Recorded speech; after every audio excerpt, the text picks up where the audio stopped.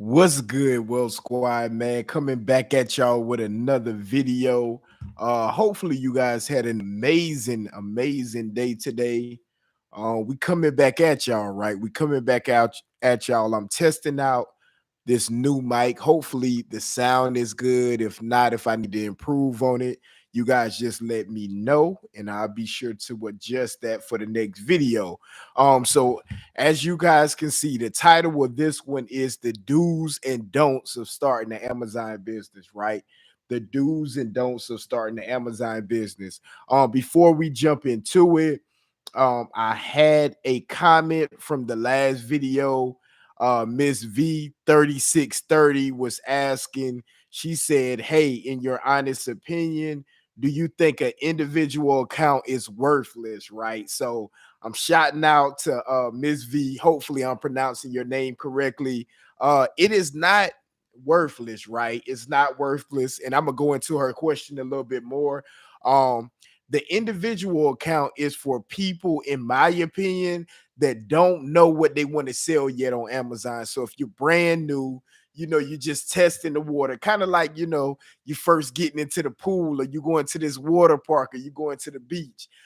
Some people will dive straight in, but if you like me, you just want to test the water, check the temperature of the water before you get straight into it. So I think the individual account is extremely beneficial to the people that just want to test the waters. They don't know yet what they want to sell or if they're going to be seriously in this Amazon business. Now, of course, having that individual account allows you to test the waters for completely free. So she went on to say, I downgraded from the pro account due to the massive expenses along with the $40 a month. But I must say, when I rushed to that option first as a beginner, that she already rushed to that option first as a beginner. She says the buy box availability and most of the books I had a long time in the house was moving massively along with a few other items. I haven't sold anything with the individual account the past 2 months. She went on to say the shipping rate is pricey to customers compared to other sellers. My listings don't seem noticeable anymore, and of course, no buy box. Also, do you have any tutorials on YouTube or any paid courses or ebooks on flipping books? You make it easy to break down the Amazon terminology, please, and thank you. Absolutely. Thanks for watching for one. And you're welcome for the content. I'm gonna keep it coming, try to stay consistent. So going back to what you were saying, yeah. So of course, once you downgrade to that individual, because you're not on that professional plan, pricing is going to be the key to get your sales back up, right? So now that you don't have the buy box, remember, we're going to treat this just like, even though it's e-commerce, we're going to treat it just like any other business. So how can we add value to the marketplace? So now that you're not a professional seller, price is going to be how you're going to get your sales back up. Even I started with an individual account, right? You can definitely get sales with an individual account, but you have to be on top of your pricing because there's no buy box. So you're probably going to need to be around that lowest offer because you don't really have any other value add, and making money in any business is just a value exchange. It's just a value exchange, right? So your value would be the low price. You would be able to sneak in and get that low price. Now I know you were saying the fees were more expensive with the professional account, and I think that that's dependent on the amount of items that you're selling per month, right? So if you're selling less than $40 a month, 40 items a month, absolutely. Because yeah, that $40, that flat rate of $39.99 will continue to keep hitting you.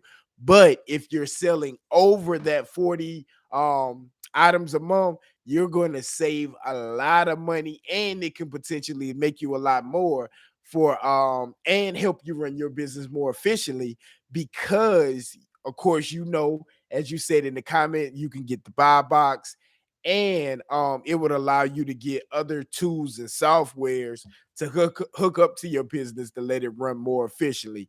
And I use this example all the time. So let's say, for example, if you were selling $1,000 a month, right? So a thousand products per month.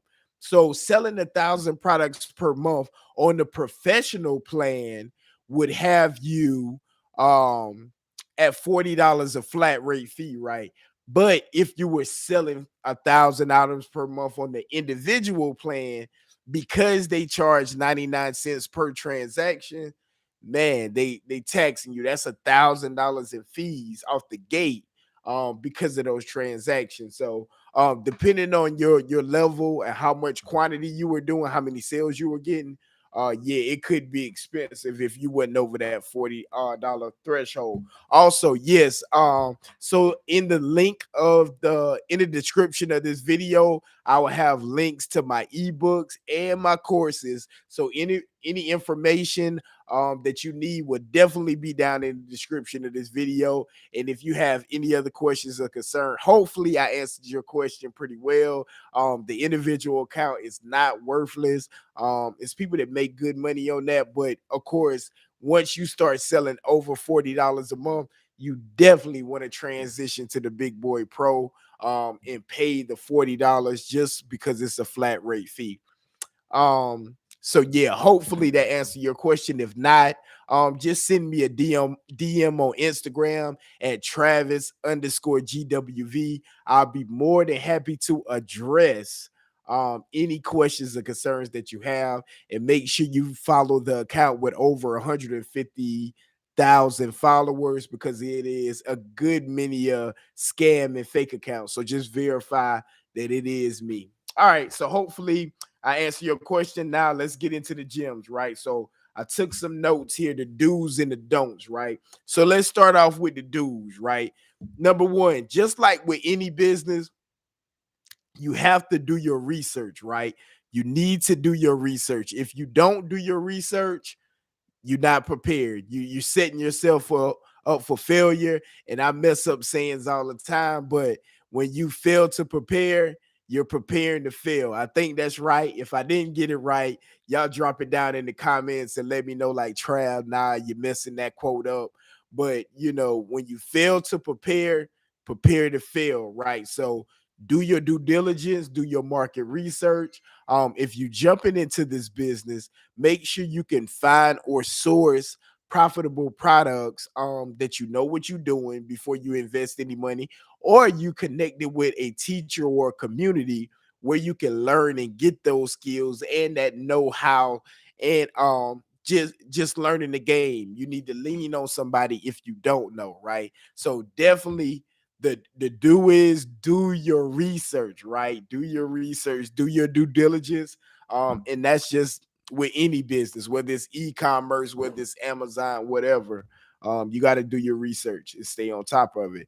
Number two, a very important number two, is following Amazon's guidelines, right? A lot of people jump in, they're looking to turn this Amazon FBA into a side hustle, or they're just trying to run up a quick bag or make some money, and they don't get familiar with the policies and the guidelines on Amazon. So soon as they get started, they make a little bit of money, boom, their account is taken down.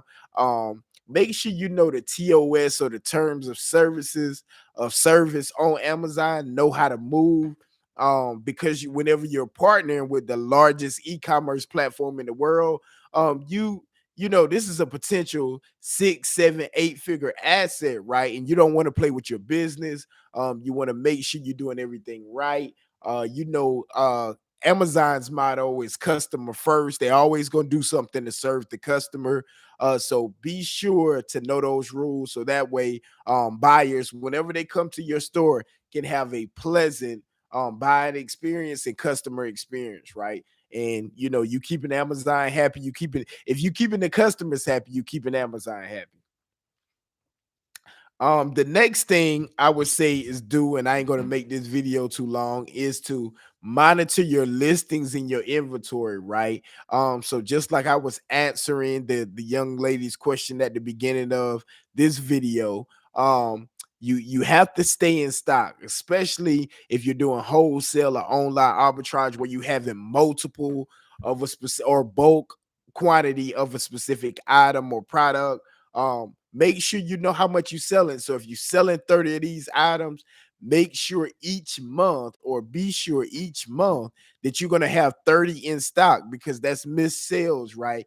You got to have that inventory management system. And as I mentioned in previous videos, you can use a software like Inventory Lab if you're using Prep Center, or, guys, my favorite, I'm old school, I like to use Scanlister. It has done me well over the years. So with inventory, that's one of the things that you want to keep in line. Make sure that you on the ball. So definitely do monitor your inventory daily, and stay in stock. All right, let's go into three of the don'ts, right? All right. First one here: do not mislead anybody in your description, right, or condition. I see a lot of people with, absolutely horrible or trash feedback because they overestimate their items. Now, I'm not telling you to I know a lot of people business model may be to downgrade their specific products. I'm telling you to list it where it is, but never overestimate. So, if it's not new, do not, I repeat, do not list this new, because you're just begging, right? You're begging for a negative customer experience, right? So make sure to be honest. We want to be genuine, because our service reflects our brand, right? So we want to make sure that we're on top of it. They're getting exactly what what we said they were going to get. If you're using FBA, the shipping's gonna be fast. So definitely stay in the game. Be honest and genuine with your product descriptions, right? The next one, don't, right? Do not ignore customers' complaints, right? A lot of people think, especially if maybe you're doing a private label, you're doing online arbitrage, and it's one of your favorite items, but you constantly getting messages, and you see the reviews start to tickle down, from 5 star to 4 star to 3 star. Pay attention, right?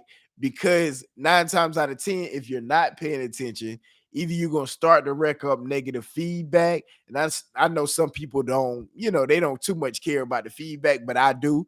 I think it's an important metric. They think that, hey, I can just get it struck through an Amazon and remove it. I have had cases over the last 13 years coming up on Amazon.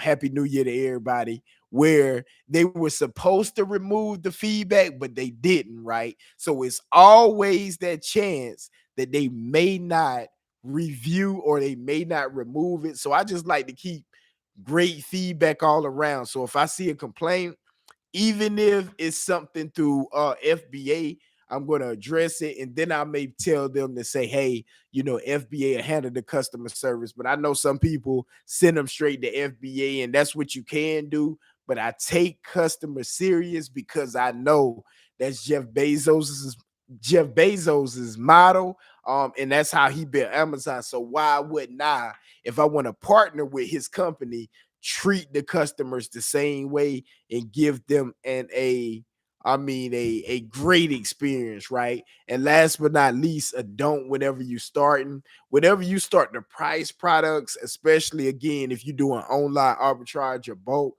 do not bottom out the prices or tank the listings. So tank the listings is just keep undercutting everybody until the listing is basically worth nothing. All y'all gonna sell out. And if you like me, and you're an experienced sellers, what we'll do whenever you see a repricing war, we'll wait for the price to go all the way down, and we'll purchase all the copies or all the products, and then relist it at the buy box price, right? So be careful not to lose any money trying to constantly be the lowest price. It's easier just to match, keep your range, and once somebody else, if they want to bottom it out, man, let them go ahead and go down and let them bottom out and move their inventory. But don't have that race to the bottom, because it's really gonna hurt everybody else in the long run, right? So hopefully you guys got value, the do's and the don'ts whenever you're starting the Amazon business. Again, if you have any questions or concerns, drop it down in the chat. I'll be more than happy to answer them, whether you live or watching the replay. And hey, we'll be back at this thing tomorrow. I'm about to get into this podcast. Word tied up podcast. Love y'all. Be blessed. See you on the next one.